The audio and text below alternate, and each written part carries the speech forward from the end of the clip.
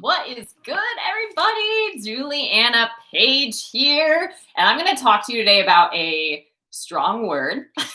It's one that is really important when you think of inner strength, and we need mental strength, quite frankly, now more than ever. We've always needed it, but we need it now more than ever. Why do I say that? Because when times are uncertain, when there's a lot of unanswered questions, when things seem like they could go any direction in any moment, that can be incredibly overwhelming depending on media that you're consuming, who you're surrounding yourself by, daily habits that you have. It can get crazy real quick. So we do need to have some sort of personal checks and balances. And this may be different to the person, the individual, right? But these are some ideas and some ways that you can develop inner fortitude. And I want to talk about the word fortitude. It's not one that we use often, but fortitude literally means pain, or really rather courage in pain or adversity. So it's choosing courage, it's choosing vulnerability, it's choosing to move forward intentionally in the midst of pain, a lot of personal pain, not just amidst pain around you, but personal pain. The hardest time to show up is when you have your own personal pain that you're dealing with, right? But it's courage in pain, it's courage in adversity. So despite if you're supported or not, a lot of times you're not, right? And a lot of times the more you put yourself out there, the more people are going to challenge anything that you're doing. So you've got to have inner fortitude to really understand why you do things for you. You never have to explain that to anybody else, but to really understand that for you and to move boldly and confidently in that, no matter what. So that comes from inner fortitude. It doesn't come from opinions of man. It doesn't come from likes. It doesn't come from support on social media, mostly from people that don't even know you. It comes from inner fortitude and doing a lot of inner work. So I've put together 6 ways that you can really develop or cultivate or grow in this inner fortitude and have courage in pain and adversity. So you might be facing that in a relationship. You might have relational discord. You might be facing that in a work environment where there's adversity and a lot of different opinions and culture, and different conflicts at play that really challenge you on a daily basis and make it difficult at times to have courage to show up for and to face every day along with your normal life. You could have pain or adversity even with yourself, right? Like you could be out of alignment with your thought life, or your emotions could be all over the place, or your heart could be in a position of needing some healing. So you don't really have a pure heart. There could be other stuff going on there, right? So developing inner fortitude is not something that is celebrated publicly. It's not something that's super sexy. It's not something that people give credit to or for, usually as it's happening, but it's what is celebrated publicly, usually later. So the best thing is to be doing these things privately all the time without needing any of that, without having the right heart that you're just going to show up and do this no matter what, because you're usually rewarded for doing the right things, right? God usually has a way of taking care of you when you're busy about his business and just doing the right thing. So with that, let's dive into this inner fortitude, courage in pain or adversity. So how can you cultivate this? If you don't have courage right now, if you're choosing to dwell on pain, if you're choosing to be offended or consumed by the adversity and almost in like a place of being victimized by it, here's some things that you can do instead. All right. So number 1 is, and this sounds awkward or weird or like, really? But it's schedule time to worry. Schedule time to worry. So I know this is interesting, but if you are somebody who is prone to analysis paralysis, somebody that's prone to overthinking things, somebody that's prone to leaning on your own understanding, and probably who's wicked smart, who can figure things out really quickly, if you are prone to overthink, worry is just really forecasting worst case scenarios and ruminating on these things, or worrying if this happens, then it's probably going to lead to this. And then if that happens, then this might happen. And if that might happen, then this, right? And then before you know it, you're in this like hot freaking mess of just overthinking. And that is really tiring and taxing and exhausting for the overthinker. It's also frustrating and overwhelming and taxing for anyone that the overthinker is sharing all of that with, right? Even a therapist. And that's not a judgment. It's just an acknowledgement that that's not productive. Okay. So scheduling time to worry, if you're prone to those things, okay, like maybe they still need space to be acknowledged, to be processed, but it's not going to be something that derails your whole day and that you obsess over, right? So scheduling time to worry, that could be 30 minutes, like let's say at the end of your workday. You've got this little window of 30 minutes where you're going to worry about things. But other than that, you're not going to do it. Okay. So what starts to happen is as thoughts of worry and concern come up throughout your day, you acknowledge it, but you know you're going to deal with it in this little power pocket of time. And then you're also going to realize that worry is not productive. So eventually you'll start training yourself out of responding that way, and you'll become more solution focused. You'll become more creative. You'll become more humble and maybe inviting God into situations. And it'll just change your dependence on worrying. If you schedule time for it, you'll start to really see what your habits are and how obsessed you might have been with worrying. I know that I grew up very early being a worrywart, right? I was somebody that would worry at like 8, 9, 10. Like I was constantly worrying about things because things were always shifting. There was a lot of trauma. So I started thinking about all of that stuff and just obsessing over it to the point as a little kid, I couldn't even go to sleep at night, right?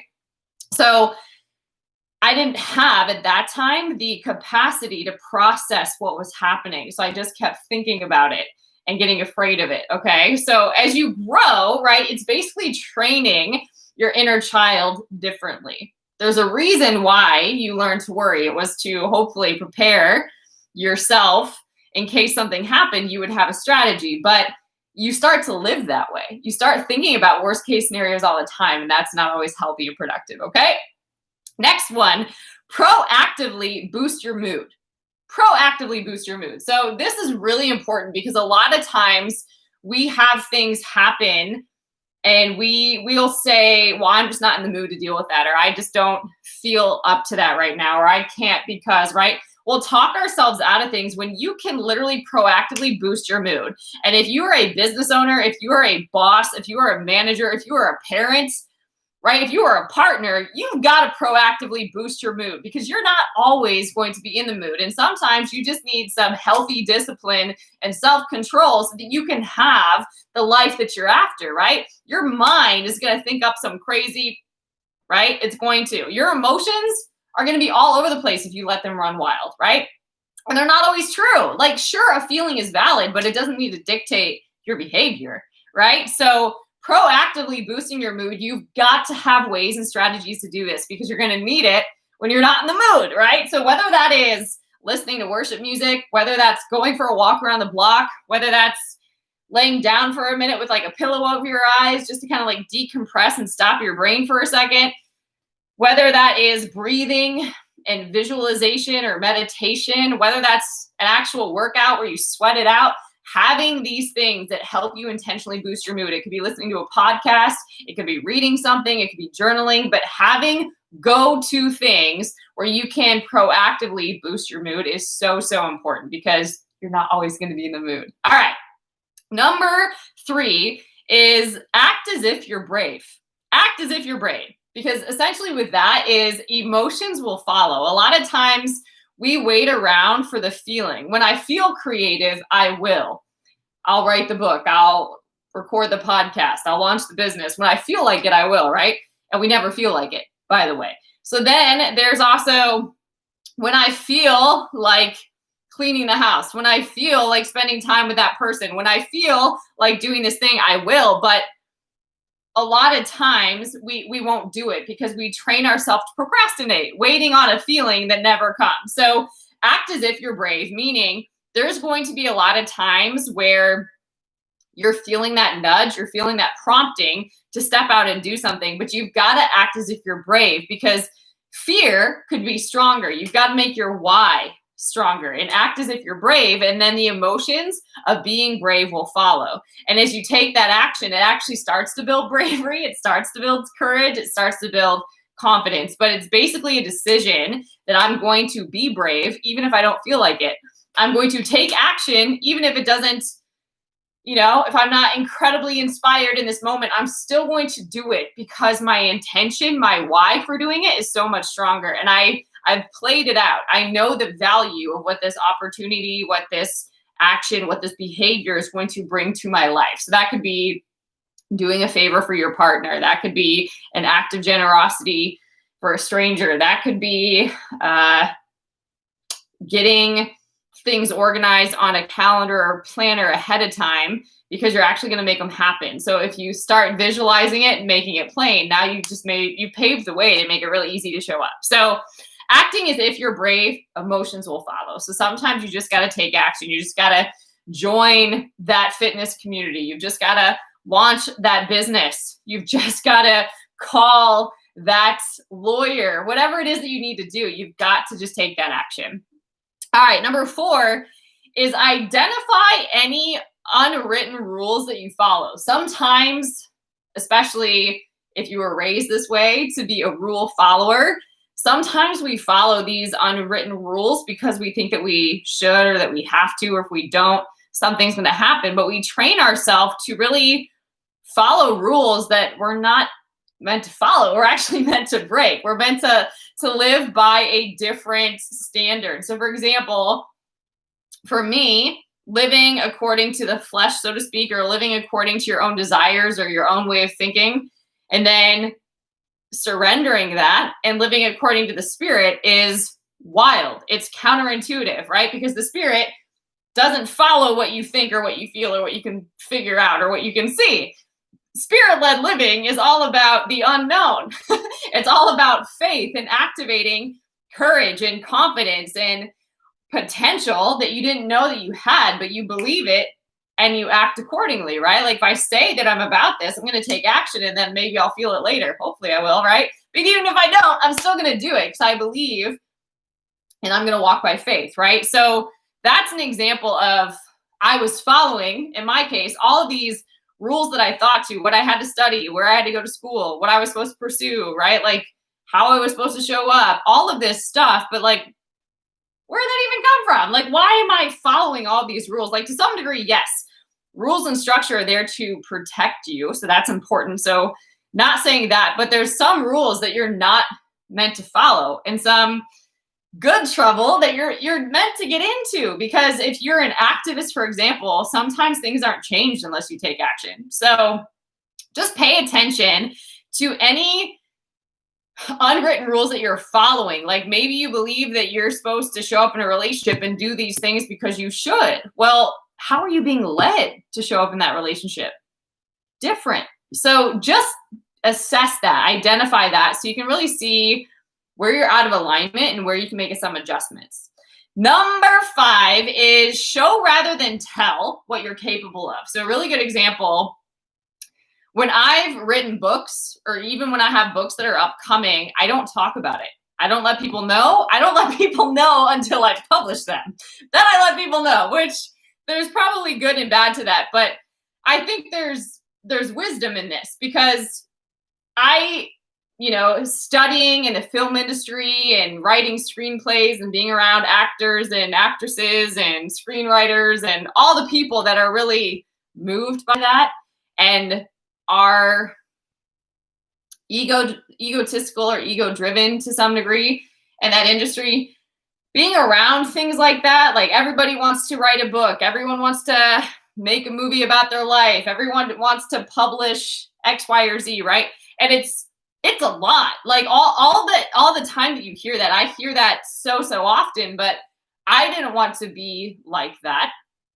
And that's not why I was led to write in the first place. It wasn't for it was obedience for me. So I believe in showing rather than telling people what you're up to. So I don't need to kind of give myself a lift or give myself a boost or give myself praise. Maybe I need to talk myself into taking some action, but I don't need that to get my ego all hype. Like, I just want and aspire to walk in faith and to walk in obedience, right?